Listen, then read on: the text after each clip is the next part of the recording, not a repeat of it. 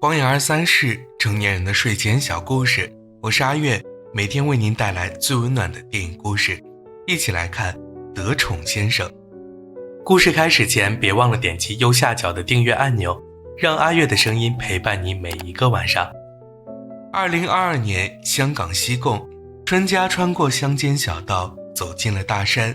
在这四下无人的环境里，他将麻绳打成结，抛到树干上，最终长叹一口气，鼓起勇气将脑袋伸了进去。春家却没注意到，身后其实一直跟着一条大黄狗。春家自从退休后就搬到了村子里，这里山好水好空气好，生活成本也不高，没有比这更好适合养老的地方了。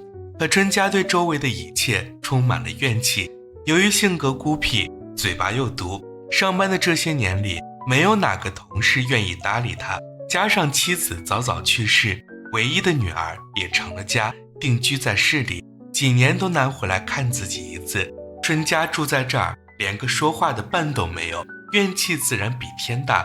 他会嫌弃外卖员送餐不够准时，丝毫不管这位于大山的村子路况是有多么偏僻复杂。而春家最为不满的就是一到夜晚，村里响起的此起彼伏狗叫声，扰得他不得安宁。事实上，这些狗都来自当地的一家救助站。月娜在男友俊文的帮助下，与其他爱狗人士共同创办了狗之家，因此相较于总是一副愁眉苦脸的春家，月娜则开朗许多。她有一个爱她支持她的男友，有一份值得付出的热爱，还有什么不知足的呢？而月娜除了在男友公司上班，其余时间里几乎都在救助站忙活，与母亲满秀有时一个月都见不到一面，满秀便只得在这天提前炖好一盅汤，赶在下班前去公司找女儿。岂料月娜临时接到电话，称后山发现了一条受伤的黑白狗，她不顾母亲的挽留，执意离开了公司。而春家此时正在驱赶院子里的大黄狗，他想不通这狗到底从哪儿跑来的，自昨晚起就在家附近晃悠，现在更是得寸进尺，直往自己身上扑。路过的月娜和同伴见状，连忙出声制止春家的赶狗行为。月娜称大黄其实是想和他当朋友，春家却觉得可笑至极。大家不肯跟他做朋友是没错，但他还没可怜到要与一条狗做朋友。月娜回到救助站后，便发起愁来。在香港，政府会对那些没有登记的狗狗实施人道毁灭。他想救下那条流浪大黄，带它去打疫苗做备案。可救助站位置已满，山里散养的那些狗也多达60只。同事觉得尽力就好，月娜却不想放弃，挤一挤总还是有位置的，能救一只是一只。另一边，春家赶走大黄后，照例去店里吃早饭，还有说起年轻时拿下最佳守门员的那个瞬间，旁人却嫌他聒噪，让他赶紧闭嘴。而今天的茶水依旧难喝，虾饺依旧不新鲜，周围人也依旧看不惯自己，生活糟糕透顶，没有一件事称得上开心。春家受够了这种日子，便萌生出一个想法，反正自己也活够了，不如就到此为止吧。春家先去庙里为女儿求了个平安签，随即又写好支票，将40万的退休金尽数留给女儿。虽然这点钱在香港连间厕所都买不起，但那好歹是他对女儿的一片心意。做好这一切后，春家才换上西装领带，带着绳子走入深山老林。可就在他踢掉垫脚石的瞬间，一只紧跟其后的大黄扑了上来，猛然断裂的绳索令春家重重摔在地上，随即晕了过去。等待春家从医院里醒来时，他终于见到了女儿素怡。鬼门关前走一遭，春家也清醒了许多。他没敢和素怡说起自己去山里的真正原因，可父女俩许久未见，空气里却充满了火药味。素怡走上前将支票扔给春家，质问他到底什么意思，一把年纪老老实实待在家里不好吗？净给自己添麻烦。更可笑的是，他还写错了自己的英文名。春家则不理解女儿为何总是要跟自己对着干。素姨不想在大庭广众下与父亲吵起来，让人看笑话，甩下一张女儿音乐会的邀请函，就径直离开了现场。而春佳出院后便被大黄缠上了，如果大黄没有喊来月娜，她根本不会及时得到救治。可春佳自己的日子都过不好，哪来的什么闲心去管一条狗的死活？月娜只好牵着大黄回到救助站。但有时人与狗之间的羁绊就是这么奇妙，谁也说不清大黄为什么非要跟着春佳。月娜只是一个没看住，大黄就挣脱了绳索，追着春佳离开的大巴一路狂奔。听着车上众人纷纷发出的议论，春佳不得不探头示意，大黄才停下了追逐。而春佳紧赶慢赶，总算赶上了孙女的表演。她坐在观众席，忍不住向周围人炫耀，台上那个弹钢琴的女孩就是自己的孙女。可等到音乐会结束的合影环节，春佳又识趣离开了现场。这是属于女儿一家人的时刻，自己一个糟老头子，还是不要留下来煞风景了。春佳离去的背影，孤单又落寞，落在素姨眼里，让她又心疼又有些不忍。可想起自己死去的母亲，想起自己孤单的童年，素姨还是没有出声挽留。与此同时，月娜与男友正在寻找大黄的踪迹。她认为大黄既然那么亲人，之前肯定是个有主的，帮他再找个领养家庭应该很容易。但就在月娜费力搜寻大黄下落时，大黄却出现在了春佳的家门口。而这一次，春佳没再赶走大黄，他一个不受女儿待见的老头子，住在这僻静的乡下，其实内心比谁都孤独。夜晚漫长而寂寞，他总是一个人挨着。可当大黄湿漉漉的鼻尖蹭过他掌心，那份温热的触感让春佳突然笑了出来。原来这就是被需要的感觉吗？既然大黄这么喜欢自己，也算是一种特别的缘分吧。春佳便坐了下来，拿出他最爱吃的烧腩，与大黄你一口我一口地分享起来。春佳一觉醒来后，见大黄不知跑去了哪里，竟觉得心里有些空落落的。他便想去镇上再买点烧腩，等到大黄出现时，在一起重温昨晚的快乐。岂料月娜突然出现，将他拦了下来。原来月娜和同事今天在山上喂流浪狗时，发现有人在投喂点放置了有毒的火腿肠。联想起春佳之前对大黄的恶劣态度，加上他又恰好出现在附近，月娜很难不怀疑是春佳搞的鬼。但在看清楚袋子里的东西是烧腩后，月娜不仅没有道歉，还指责春佳不该给狗狗吃这种有盐的食物。春佳的火气立即窜了上来，他好心好意对待大黄，怎么又是被冤枉，又是被挑剔的？春佳揣着一肚子火回到家，却在看见大黄的瞬间，火气消了大半。他捡起地上的毛线球，与大黄玩闹起来。岂料大黄玩上了头，突然冲进屋子，将里面的家具摆设搅得一团糟。而春佳最珍重的那张全家福也不见了踪影。他一时着急，吼了大黄两句，大黄便吓得扭头就往外跑。可他这一跑，就出了大事。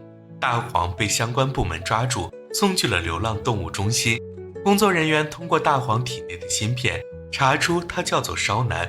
但如果烧腩登记的主人不带它回去，而他也没有通过领养评估，那么机构只能对它进行人道处理。春佳不知自己的随便一吼，竟牵扯出这么严重的后果，他顿时懊悔不已，暗自发誓，只要烧腩能平安度过这次风波，无论如何他也要领养烧腩，带它回家。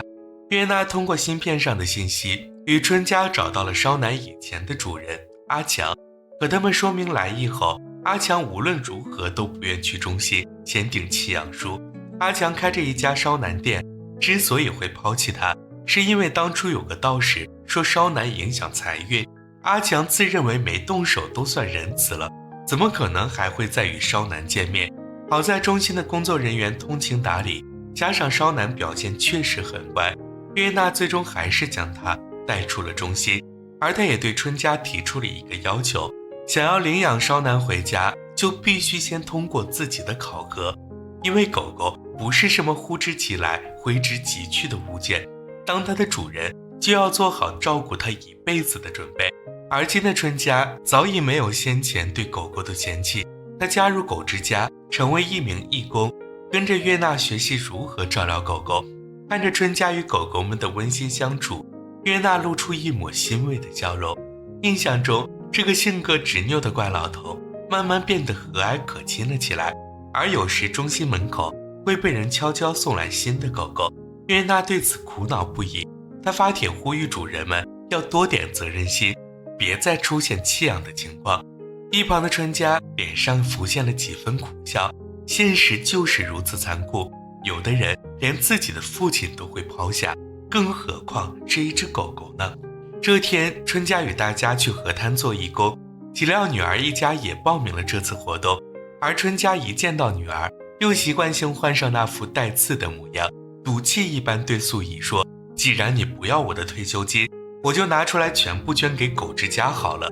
素怡则有些惊讶，记忆里的父亲一直都很讨厌狗狗，中学时代自己想养狗，结果父亲跟疯了一样，就是不肯答应，怎么现在态度来了个180度大转变呢？约娜解释，春佳只是嘴硬心软，加上烧奶与他有缘，山里救过他一命，春佳就成了救助站的一员。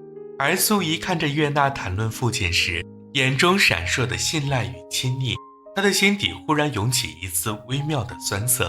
这个半路相识的女孩，竟比血脉相连的自己更懂父亲，而父亲似乎也确实更亲近约娜。约娜不知素怡心中的想法，但她知道这对父女之间存在问题。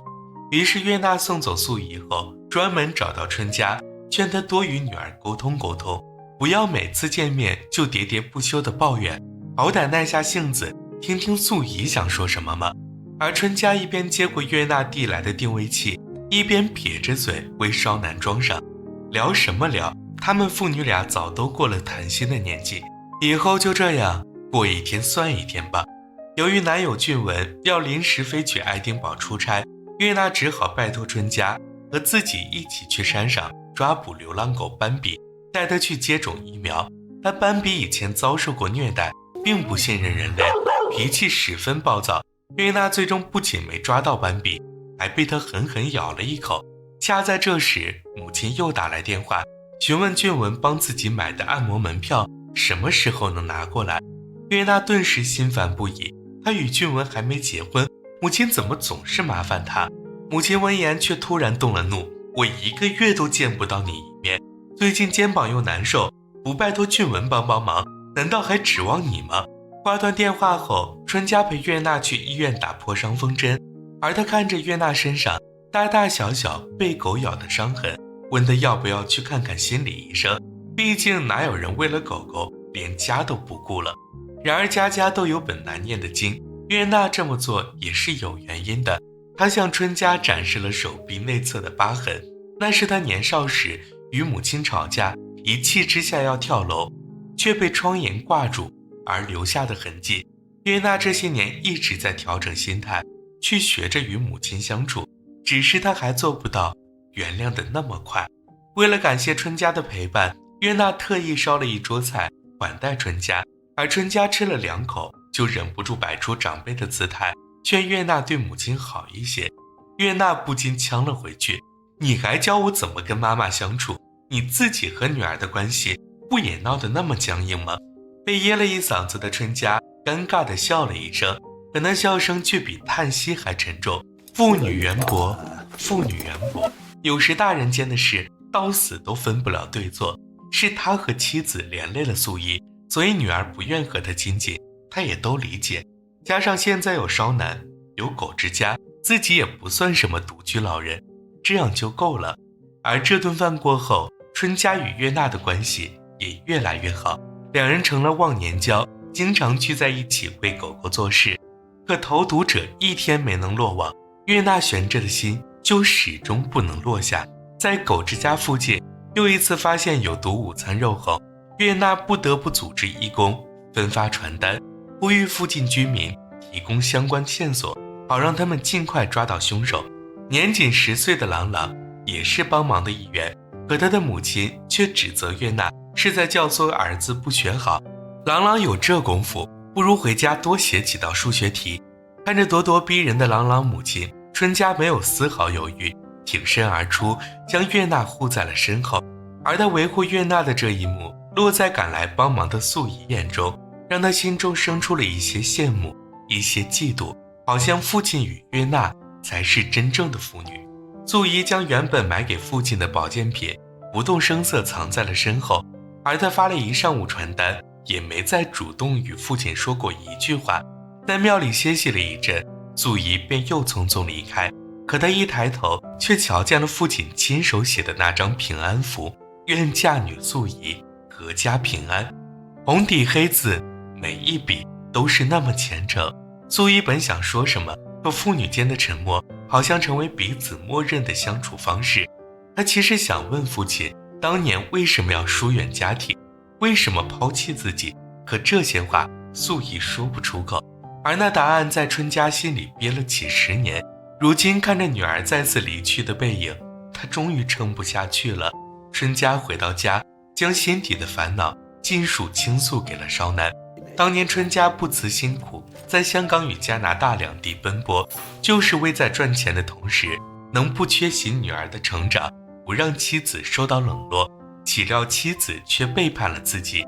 春佳既不想让女儿目睹大人世界的不堪，又不知该如何以平常心面对妻子。加上当时女儿吵着要养狗，压抑到极点的她情绪便彻底崩溃了。自那以后，春佳渐渐疏远了这个家，与女儿的矛盾也越积越多，以至于到了如今相顾无言的地步。而另一边，月娜的心情同样沉重，因为男友俊文回来后，称家人打算将公司搬去爱丁堡。俊文希望月娜能和自己一起离开，可无论他如何劝说，月娜还是选择了拒绝。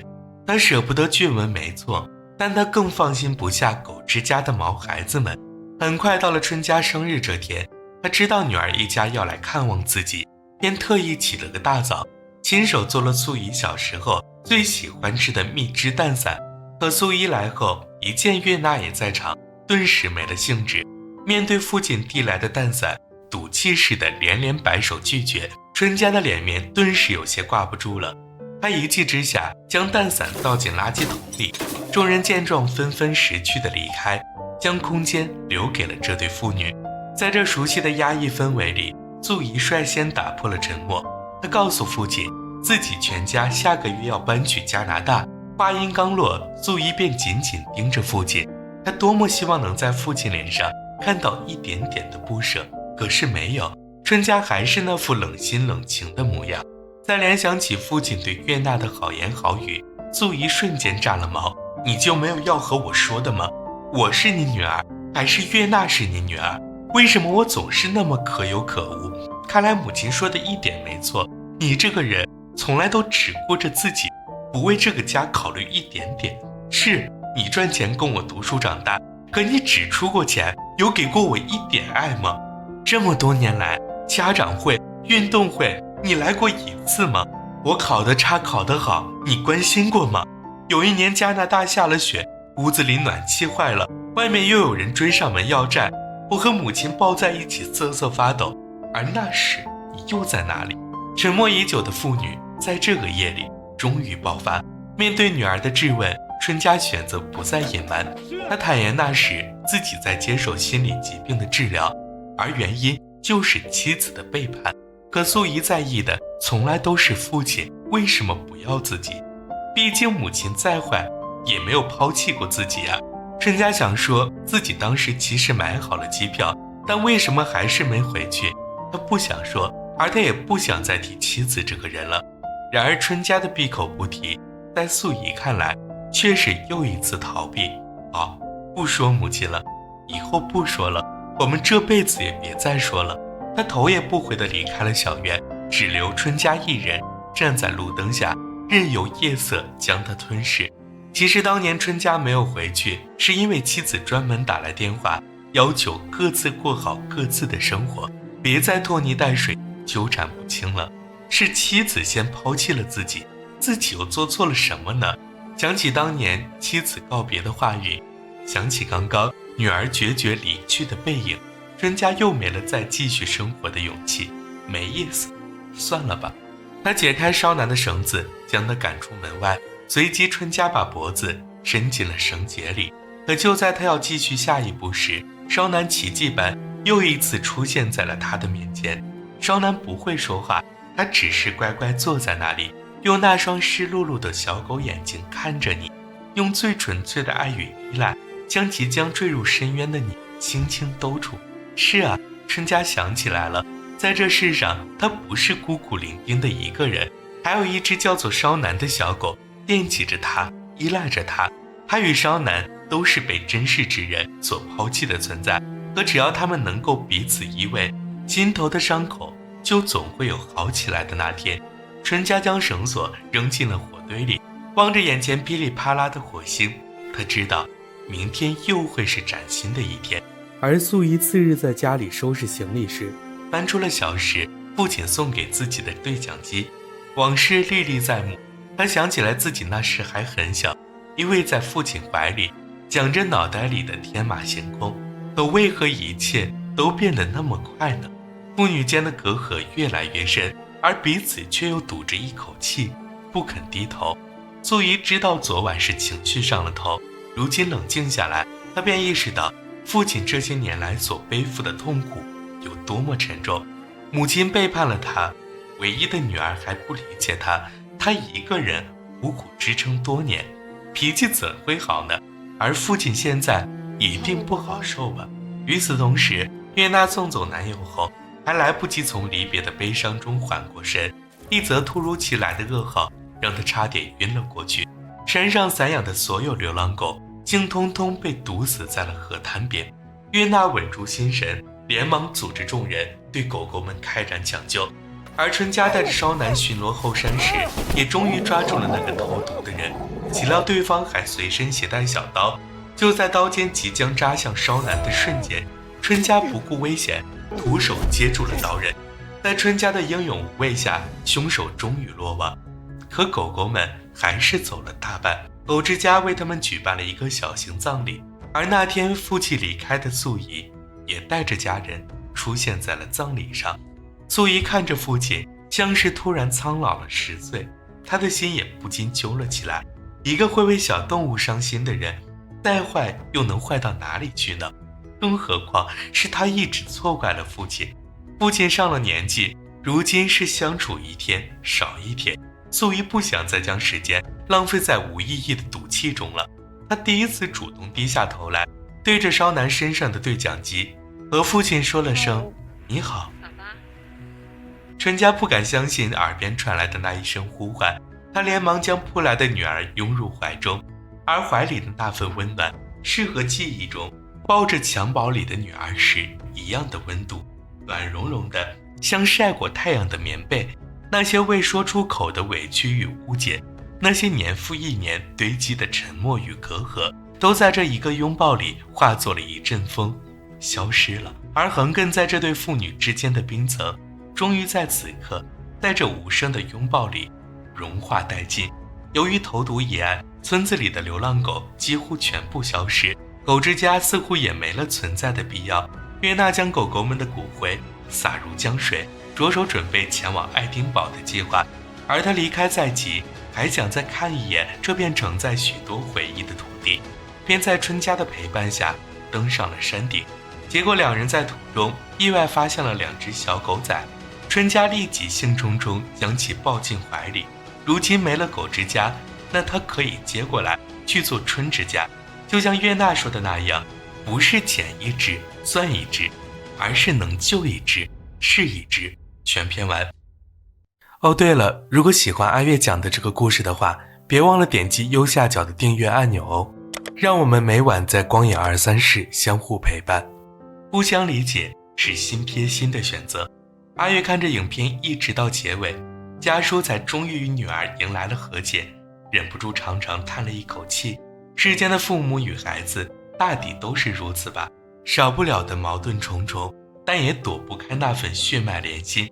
我常常见到有人说，父母子女之间应该多去体谅一些对方，学会换位思考，就能够避免冲突的发生。但换位思考其实是一件非常奢侈的事情，因为抛开父母子女这层身份不谈，人本质上都是自私的，难免会从自己的角度去看待问题，而孩子会不理解父母，觉得他们说的都是废话。在我看来，这是一种未经社会捶打过的天真。比如叛逆期的孩子没有走入社会，觉得自己天下第一，爸爸妈妈说什么都是阻拦自己。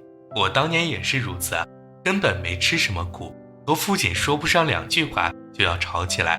可在社会上摸爬滚打一圈下来，我发现还是只有爸爸妈妈才是最坚实的依靠。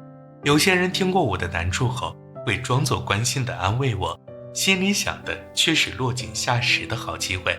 只有爸爸妈妈会安慰我，为我出主意，只有他们是真的为我好。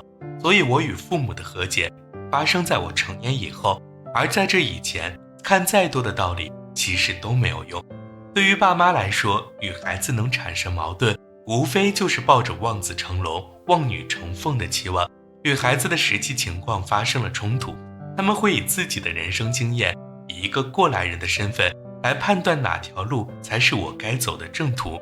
就像我家里人，我爸他们老一辈总觉得吃公家饭，进入政府机关才是真正的成功。可社会是在不断变化的，当年舒适的岗位，如今还吃香吗？现在有许多年轻人考政府的岗位，不过是为了躲避社会层面更高一层的竞争。然而我不怕竞争呀，我只想走我想走的路。我比较幸运的是，坚持走了下来，并找到了方向。可不是每个人都能在与家庭抗争后，在自己选择的路上获得成功的。而这时候，父母是否能不要事后诸葛亮，能否在给建议的时候，不要粗暴地去否定孩子的选择，而是真正考虑风险，列出得失呢？帮孩子仔细地权衡利弊呢？其实有时候彼此相互理解一点点，很多误会、误解、隔阂也许就不存在了。如今光影23室已经启用了热推功能，通过台湾朋友们的点击支持，可以帮阿月实现影片的更广泛曝光。具体操作步骤在说明栏中有详细说明，这将有助于我结识更多的观众朋友。阿月在此先行谢过，真诚希望在台湾的您能帮我尝试一下。再一次感谢大家的支持。如果你喜欢我讲述的故事，可以点击观看光影23室的播客列表，这里面分类整理了阿月讲述的近500部电影故事，总有一款适合陪伴您进入甜蜜的梦乡。当然也不要忘了订阅光影23室，这样就能第一时间查看我的最新视频。